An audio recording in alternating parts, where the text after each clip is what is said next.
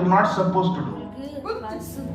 When you see what you're not supposed to see, when you hear what you're not supposed to hear, கேட்க கூடாததை கேட்டு பார்க்க கூடாததை பார்த்து செய்யக்கூடாததை செய்யும் பொழுது உங்களை குற்றப்படுத்த பரிசுத்த ஆவியான தேவையில்லைங்க.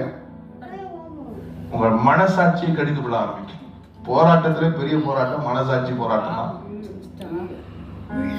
தூக்கம் வராது, நிம்மதி இருக்காது.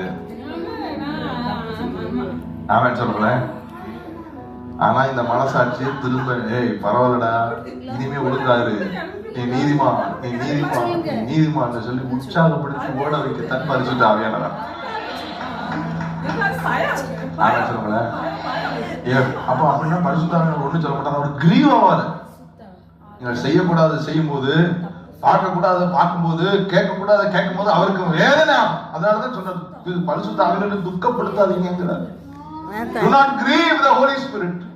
அவரை துக்கப்படுத்தாதீங்கிறார்.